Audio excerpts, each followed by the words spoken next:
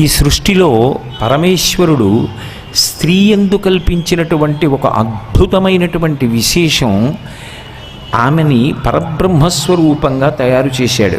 అందుకే వేదం మొదటి నమస్కారం ఎవరికి చేయించింది అంటే తల్లికే చేయించింది. మాతృదేవోభవ, పితృదేవోభవ, ఆచార్య దేవోభవ, అతిథి దేవోభవ అని.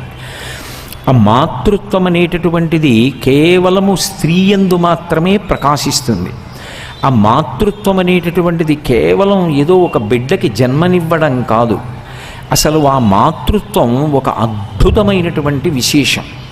అది మనుష్యుల యందు ప్రకాశించడంలో, మనుష్యుల యందు ఆ మాతృత్వం స్పష్టంగా గోచరించడంలో వాళ్ళు మాట్లాడడం వల్ల ఉద్దీపనం చెందుతుంది. కానీ నిజానికి సమస్త ప్రాణులలో ఆ తల్లితనం అన్నది లేకపోతే అసలు ఈ సృష్టి లేదు, ఈ సృష్టి నిలబడదు, పెరగదు.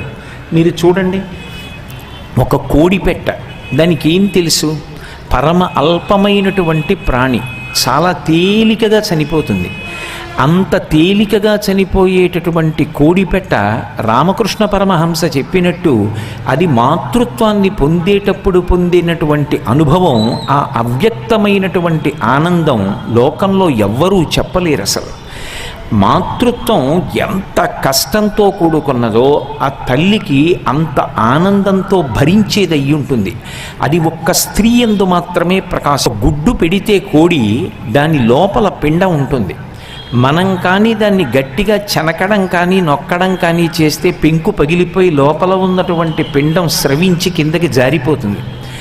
అదే ఒక కోడి కదిలి వచ్చి లోపల తన పిల్ల పొదగబడుతోందన్న విషయం దానికి ఎలా అవగతమవుతుందో తెలియదు.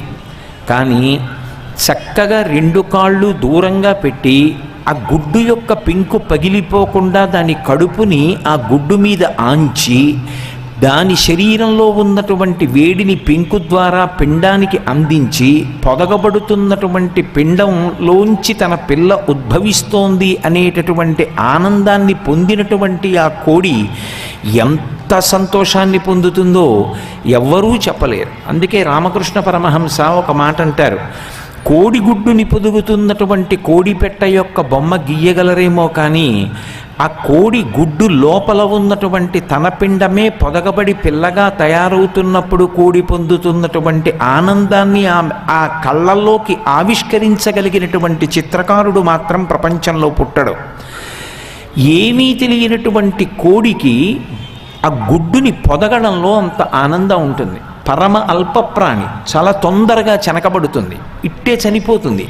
అటువంటి కోడి దానికి పిల్లలు పుడితే రెక్కల కింద పెట్టుకుని కాపాడుకుంటుంది.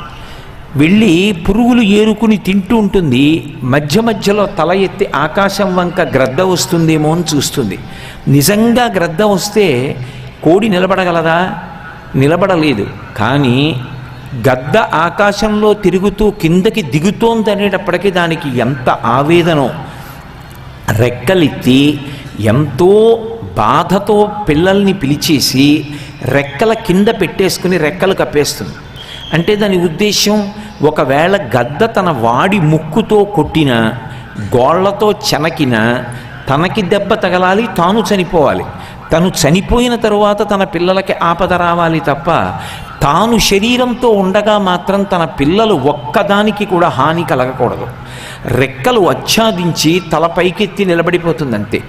ఒకవేళ నిజంగా గ్రద్ద కొట్టేసింది అనుకోండి, కోడి చనిపోవడానికి సిద్ధపడిపోతుంది తప్ప పిల్లల్ని ఎరగా వేసి మాత్రం కోడి తప్పుకోదు. ఒక కుక్క అటుగా వచ్చిందనుకోండి, రెక్కలెత్తి పిల్లల్ని కాపాడుకుంటుంది. అందుకే లోకంలో ఇప్పటికీ కష్టపడి పిల్లల్ని పైకి తీసుకొచ్చినటువంటి తల్లి గురించి ఉదాహరణ చెప్పవలసి వస్తే, కోడి రెక్కల కింద పెట్టి పిల్లల్ని పెంచినట్టుగా ఆవిడ బిడ్డల్ని పెంచుకుంది అని ఉదాహరణ చెప్తూ ఉంటారు. అసలు ఆ మాతృత్వం అనేటటువంటిది ఒక అద్భుతమైనటువంటి